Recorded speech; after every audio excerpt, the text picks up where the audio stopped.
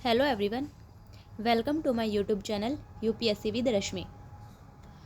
आज का हमारा टॉपिक है पृथ्वी के प्रमुख परिमंडल। 6th क्लास की ज्योग्राफी की जो एनसीईआरटी है उसका चैप्टर नंबर 5 है पृथ्वी के प्रमुख परिमंडल, जिसमें हम अध्ययन करेंगे स्थलमंडल, जलमंडल, वायुमंडल, जैवमंडल। इन सब के बारे में आज हम अध्ययन करेंगे। तो शुरू करते हैं आज का टॉपिक।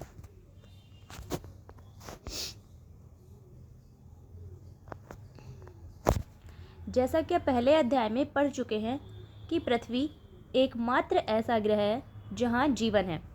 मानव यहाँ जीवित रह सकता है क्योंकि जीवन के लिए आवश्यक तत्व भूमि, जल और हवा पृथ्वी पर मौजूद है। मतलब पृथ्वी ही हमारे सौरमंडल का एक ऐसा ग्रह है जहाँ जीवन है। यहाँ जीवन के लिए सभी आवश्यक परिस्थितियाँ मौजूद हैं और जीवन के लिए जो भी आवश्यक तत्व हैं जैसे भूमि, जल, वायु और वायु में सांस लेने के लिए जो हमें हवा चाहिए जैसे ऑक्सीजन, वो यहाँ मौजूद है। इसलिए पृथ्वी ही एकमात्र ऐसा जीवन है, मतलब पृथ्वी ही एकमात्र ऐसा ग्रह है जहाँ पर जीवन संभव है। पृथ्वी की सतह ऐसी है जिसमें पर्यावरण के 3 महत्वपूर्ण घटक आपस में मिलते हैं और एक दूसरे को प्रभावित करते हैं। यानी पृथ्वी की जो सतह है वो एक ऐसी सतह है जिसमें पर्यावरण के 3 घटक स्थलमंडल, जलमंडल और वायुमंडल वो आपस में मिलते हैं और एक दूसरे को प्रभावित करते हैं। मान लीजिए यह है स्थलमंडल, ये जलमंडल और ये वायुमंडल। तो ये बीच वाला जो क्षेत्र है ये संक्रमित क्षेत्र है। इन तीनों का जो ये मिला हुआ क्षेत्र है वही है जैवमंडल, जहाँ जीवन पाया जाता है। पृथ्वी का ठोस भाग जिस पर हम रहते हैं उसे भूमंडल कहा जाता है। तो भूमंडल किसे कहते हैं? पृथ्वी का ठोस भाग, पृथ्वी की जो ऊपरी ठोस परपटी है उसे हम भूमंडल कहते हैं। गैस की परतें जो कि पृथ्वी को चारों ओर से घेरती हैं उसे वायुमंडल कहा जाता है। वायुमंडल किसे कहते हैं? गैस की जो पतली परत है जो पृथ्वी को चारों तरफ से घेर कर रखती है उसे वायुमंडल कहते हैं और इसमें ऑक्सीजन, नाइट्रोजन, कार्बन डाइऑक्साइड और दूसरी गैसें जैसे कि आर्गन, नियोन ये सभी पाई जाती हैं। पृथ्वी के बहुत बड़े भाग पर जल पाया जाता है जिसे जलमंडल कहा जाता है और जलमंडल में जल की सभी अवस्थाएं जैसे बर्फ, जल और जलवाष्प सम्मिलित हैं। यानी जलमंडल किसे कहते हैं? जलमंडल पृथ्वी का वो भाग जिस पर जल पाया जाता है उसे जलमंडल कहा जाता है और इसमें जल की सभी अवस्थाएं शामिल की जाती हैं। इसमें केवल सिर्फ जल को ही शामिल नहीं किया जाता बल्कि जो जल बर्फ़ के रूप में, जो जलवाष्प के रूप में है उसे भी इसमें शामिल किया जाता है। और जीवमंडल क्या है? जीवमंडल एक सीमित क्षेत्र है जहाँ स्थल, जल और हवा एक साथ मिलते हैं, जहाँ सभी प्रकार के जीवन पाए जाते हैं। अभी बताया था कि जीवमंडल स्थलमंडल, जलमंडल और वायुमंडल का एक संक्रमित क्षेत्र है जहाँ पर सभी प्रकार का जीवन पाया जाता है। कुछ शब्द देख लेते हैं। जैसे ग्रीक भाषा में लिथोस का अर्थ होता है पत्थर। यानी जो लिथोस्फीयर है, जो स्थलमंडल है, उसमें जो लिथोस वर्ड है वो ग्रीक भाषा का एक शब्द है जिसका अर्थ होता है पत्थर। उसी प्रकार एटमॉस का अर्थ होता है वाष्प, ह्यूडर का अर्थ होता है जल और बायोस का अर्थ होता है जीवन। तो ये ग्रीक भाषा में जो शब्दों का अर्थ है वो बताया गया है। अब सबका एक एक करके डिटेल में अध्ययन करते हैं कि भूमंडल क्या है, जलमंडल क्या है या वायुमंडल क्या है। सबसे पहले देखते हैं भूमंडल यानी स्थलमंडल क्या है। पृथ्वी के ठोस भाग को भूमंडल कहा जाता है। यानी पृथ्वी का जो ऊपरी परपटी है, पृथ्वी का जो ठोस भाग है जिस पर हम रहते हैं उसे भूमंडल कहा जाता है। यह भूपरपटी की चट्टानों और मिट्टी की पतली परतों का बना होता है जिसमें जीवों के लिए पोषक तत्व पाए जाते हैं। यानी जो भूमंडल है वो पृथ्वी पर जो भूपरपटी पर चट्टानें पाई जाती हैं उनसे और मिट्टी की पतली परतों का बना हुआ है, जिसमें जीवन के लिए जो वनस्पतियों के लिए आवश्यक पोषक तत्व होते हैं वो सभी पाए जाते हैं। पृथ्वी की सतह को दो मुख्य भागों में बांटा जा सकता है। कौन कौन से हैं? बड़े स्थलीय भूभागों को महाद्वीपों के नाम से जाना जाता है और बड़े जलाशयों को महासागरीय बेसिन के नाम से जाना जाता है। विश्व के सभी महासागर आपस में एक दूसरे से जुड़े हुए हैं, यानी जो पृथ्वी की सतह है उसे हम दो भागों में बांट सकते हैं, एक महाद्वीप और दूसरा महासागरीय बेसिन। जो बड़ा स्थलीय भूभाग होता है उसे महाद्वीप कहते हैं और जो बड़े जलाशय होते हैं उन्हें महासागर कहते हैं। और विश्व के जितने भी महासागर हैं वो सभी आपस में एक दूसरे से जुड़े हुए हैं। समुद्री जल का तल सभी जगह समान होता है। स्थल की ऊंचाई को समुद्र तल से मापा जाता है, जिसे शून्य माना जाता है। यानी जो समुद्री जल का तल है, जो सी लेवल है, वो सभी जगह समान होता है।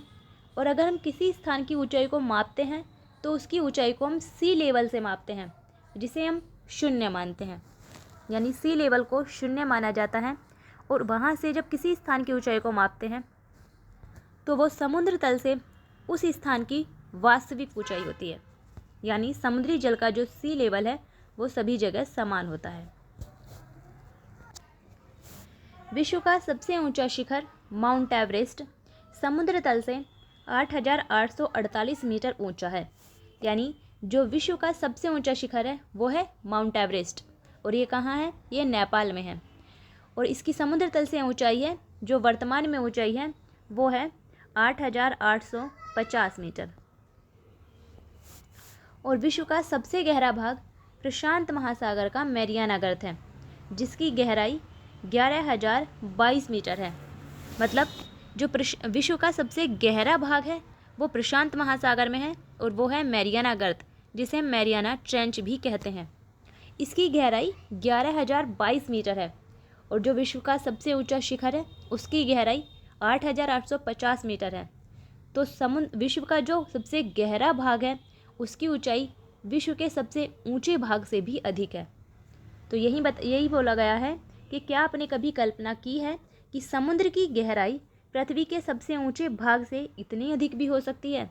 क्योंकि पृथ्वी का जो सबसे ऊंचा भाग है वो है माउंट एवरेस्ट, जिसकी ऊंचाई है 8,850 मीटर वर्तमान में, और उसका जो सबसे गहरा भाग है उसकी गहराई है 11,022 मीटर। अब आगे चलते हैं। अब बात करते हैं महाद्वीप। महाद्वीप कौन से हैं? पृथ्वी पर 7 प्रमुख महाद्वीप हैं। यानी पृथ्वी पर कितने महाद्वीप हैं? पृथ्वी पर 7 महाद्वीप हैं और ये विस्तृत जलराशि के द्वारा एक दूसरे से अलग हैं। यानी ये महासागरों के द्वारा एक दूसरे से अलग हो गए हैं। ये महाद्वीप कौन कौन से हैं? एशिया, यूरोप, अफ्रीका, उत्तर अमेरिका, दक्षिण अमेरिका, ऑस्ट्रेलिया और अंटार्कटिका। ये विश्व के 7 महाद्वीप हैं। अगर हम इन्हें बड़े से लेकर छोटे के क्रम में लगाएं तो विश्व का सबसे बड़ा महाद्वीप है एशिया महाद्वीप, उसके बाद अफ्रीका, उसके बाद उत्तर अमेरिका, फिर दक्षिण अमेरिका, फिर अंटार्कटिका, उसके बाद यूरोप और फिर ऑस्ट्रेलिया। यानी विश्व का सबसे छोटा महाद्वीप है ऑस्ट्रेलिया। आगे बताया है कि विश्व के मानचित्र को देखिए और ध्यान दीजिए कि स्थल का बहुत बड़ा भाग उत्तरी गोलार्ध में पाया जाता है। सही बात है, जो हमारा पृथ्वी है उसमें स्थल का बहुत बड़ा भाग उत्तरी गोलार्ध में पाया जाता है, जबकि जो दक्षिणी गोलार्ध है उसमें महासागरों की अधिकता अधिक है। एक एक महाद्वीप का अध्ययन करते हैं। सबसे पहले एशिया महाद्वीप। एशिया महाद्वीप विश्व का सबसे बड़ा महाद्वीप है। तो सबसे बड़ा महाद्वीप कौन सा है? एशिया महाद्वीप। और ये कुल पृथ्वी के यानी पृथ्वी के कुल क्षेत्रफल के 1/3 भाग पर फैला हुआ है। यानी एशिया महाद्वीप पृथ्वी के कुल क्षेत्रफल के 1/3 भाग पर फैला है। यह महाद्वीप पूर्वी गोलार्ध में स्थित है। यानी जो एशिया महाद्वीप है वो पूरी तरह से पूर्वी गोलार्ध में स्थित है। कर्क रेखा इस महाद्वीप से होकर गुजरती है। तो एशिया महाद्वीप से कौन सी रेखा होकर गुजरती है? कर्क रेखा। एशिया के पश्चिम में यूराल पर्वत है जो इसे यूरोप से अलग करता है। यानी एशिया को जो यूरोप महाद्वीप से अलग करता है उसके बीच में वो है यूराल पर्वत। यानी एशिया महाद्वीप को यूरोप महाद्वीप से अलग करने वाला जो पर्वत है वो है यूराल पर्वत। और यूरोप और एशिया के संयुक्त भूभाग को यूरेशिया यानी यूरोप प्लस एशिया बराबर यूरेशिया कहा जाता है। तो हमें एशिया महाद्वीप के बारे में क्या याद रखना है?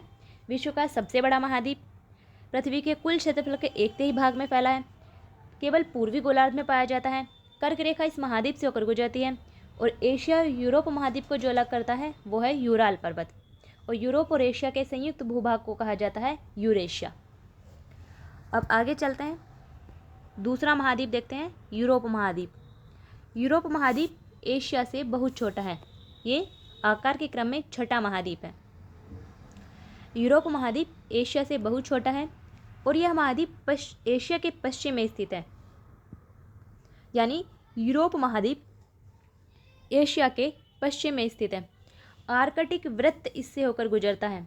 यानी जो यूरोप महाद्वीप है उससे होकर आर्कटिक वृत्त गुजरता है और ये 3 तरफ जल से घिरा है। यूरोप महाद्वीप के बारे में क्या याद रखना है? यूरोप महाद्वीप बहुत छोटा महाद्वीप है। सिर्फ इतना याद रखना है कि एशिया महाद्वीप के पश्चिम में स्थित है और आर्कटिक वृत्त यूरोप महाद्वीप से होकर गुजरता है और 3 तरफ से जल से घिरा है। कैसे? उत्तर में आर्कटिक महासागर आ जाता है, दक्षिण में भूमध्य सागर और पश्चिम में इसके अटलांटिक महासागर।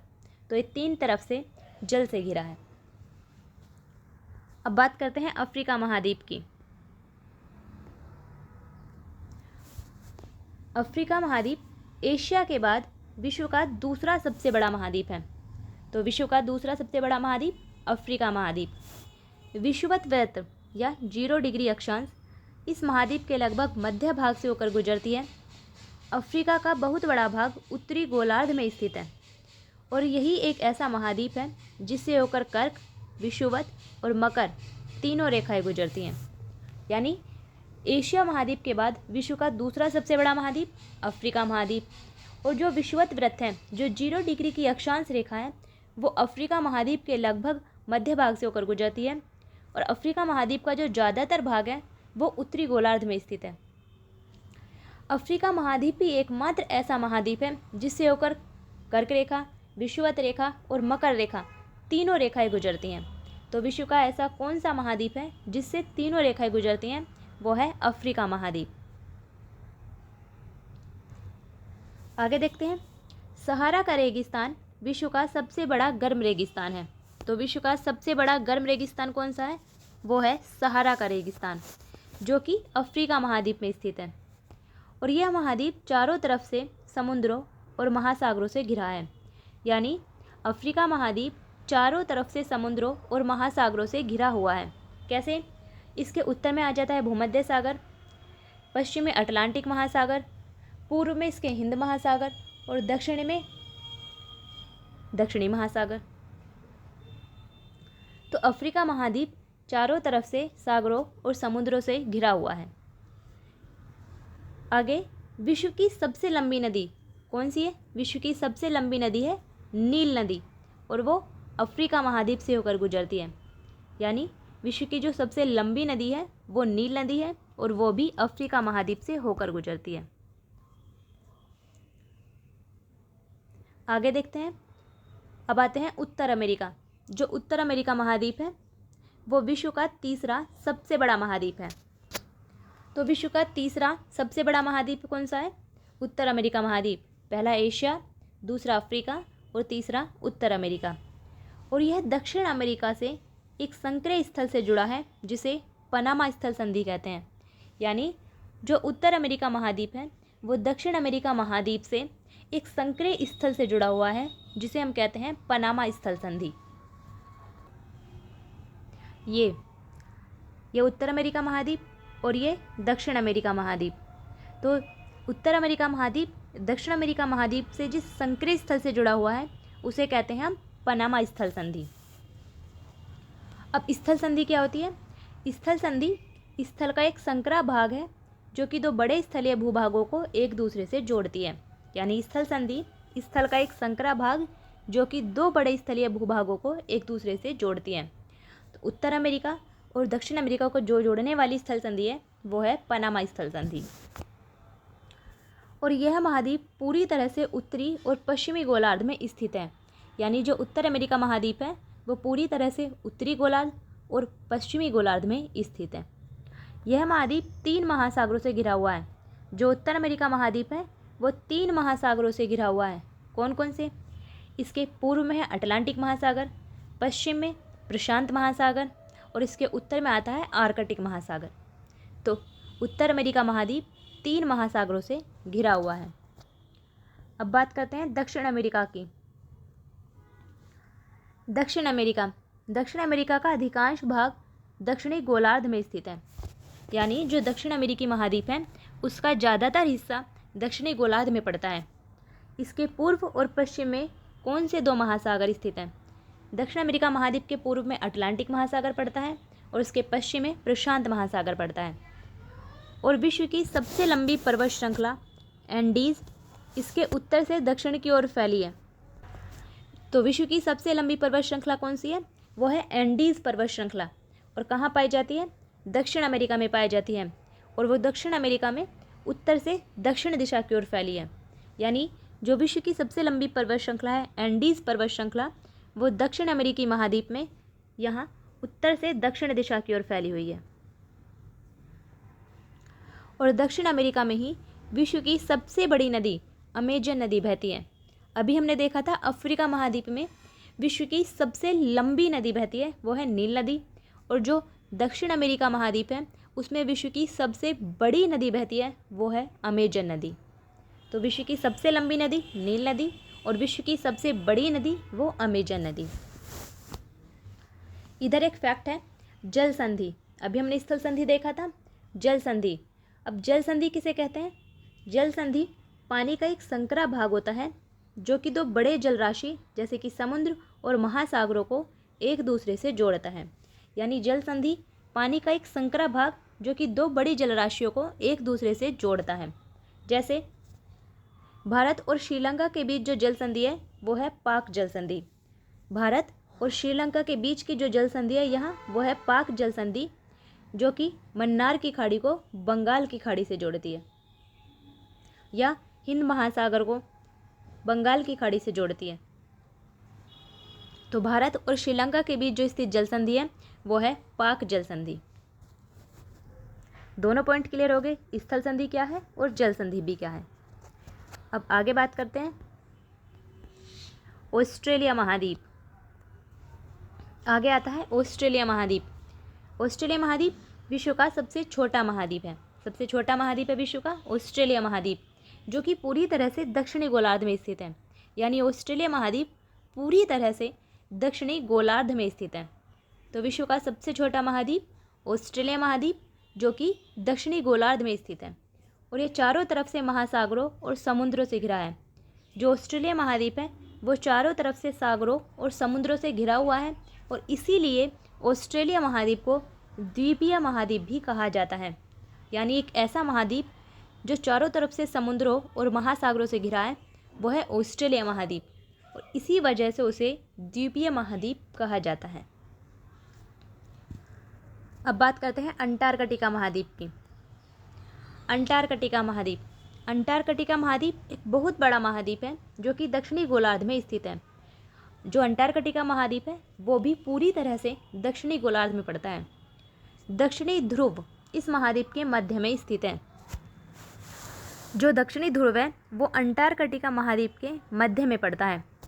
चूँकि यह दक्षिणी ध्रुव क्षेत्र में स्थित है इसलिए यह हमेशा मोटी बर्फ़ की परतों से ढका रहता है। यानी जो अंटार्कटिका महाद्वीप है वो हमेशा बर्फ़ की मोटी परतों से ढका हुआ है क्योंकि यह दक्षिणी ध्रुव में स्थित है। यानी दक्षिणी ध्रुव इस महाद्वीप के मध्य में स्थित है इसलिए हमेशा बर्फ़ की चादरों से ढका हुआ रहता है और यहाँ किसी प्रकार का मानव निवास नहीं पाया जाता है। यहाँ किसी भी प्रकार का मानव निवास नहीं है। बहुत से देशों के शोध केंद्र यहाँ स्थित हैं। मतलब वहाँ पर सिर्फ रिसर्च सेंटर है और भारत के भी शोध संस्थान वहाँ हैं जिनके नाम है मैत्री और भारती। जो भारत के शोध संस्थान अंटार्कटिका में स्थित हैं वो हैं मैत्री और भारती। तो अंटार्कटिका महाद्वीप विश्व का एक ऐसा महाद्वीप जो पूरी तरह से दक्षिणी गोलार्ध में स्थित है। दक्षिणी ध्रुव इस महाद्वीप में अंटार्कटिका महाद्वीप के मध्य में स्थित है। इस वजह से वो हमेशा बर्फ़ की चादरों से ढका हुआ रहता है और यहाँ किसी प्रकार का मानव निवास नहीं है। यहाँ सिर्फ विभिन्न देशों के शोध केंद्र स्थित हैं, यानी रिसर्च सेंटर स्थित हैं, और भारत के भी यहाँ शोध संस्थान हैं जिनके नाम है मैत्री और भारती। तो ये थे हमारे विश्व के 7 प्रमुख महाद्वीप। कौन सा सबसे बड़ा है, कौन सा सबसे छोटा है, हमने सबको देख लिया है। इधर एक फैक्ट बचा था, न्यूजीलैंड के एडमंड हिलेरी और भारत के तेंजिंग नोरगे शेरपा 29 मई 1953 को पृथ्वी के सबसे ऊंचे शिखर माउंट एवरेस्ट पर चढ़ने वाले पहले व्यक्ति थे। यानी माउंट एवरेस्ट पर कदम रखने वाले पहले व्यक्ति कौन थे? वो थे न्यूजीलैंड के एडमंड हिलेरी और भारत के तेंजिंग नोरगे शेरपा। और कब गए थे? 29 मई 1953 को इन्होंने माउंट एवरेस्ट पर, जो कि विश्व का या पृथ्वी का सबसे ऊंचा शिखर है, उस पर अपना कदम रखा था। और अब विश्व की पहली महिला जिसने माउंट एवरेस्ट पर कदम रखा था वो थी जापान की जुंको ताबेई। तो जापान की जुंको ताबेई विश्व की पहली महिला थी जिसने 16 मई 1975 को माउंट एवरेस्ट पर कदम रखा था। और बछेंद्री पाल भारत की पहली महिला थी जिन्होंने 23 मई 1984 को माउंट एवरेस्ट पर अपना कदम रखा था। तो जो माउंट एवरेस्ट पर चढ़ने वाले पहले व्यक्ति थे वो थे न्यूजीलैंड के एडमंड हिलेरी और भारत के तेंजिंग नोरगे शेरपा। जबकि जो विश्व की पहली महिला थी वो थी जापान की जुंको ताबेई, और भारत की पहली महिला जिन्होंने माउंट एवरेस्ट पर कदम रखा था वो थी बछेंद्री पाल। तो ये थे हमारे विश्व के प्रमुख महाद्वीप। आज का टॉपिक इतना ही। इसका जो नेक्स्ट पार्ट है, जो इसका बचा हुआ भाग है, वो हम नेक्स्ट पार्ट में कंप्लीट करेंगे। फिर मिलते हैं नेक्स्ट पार्ट में। तब तक के लिए बेस्ट ऑफ लक।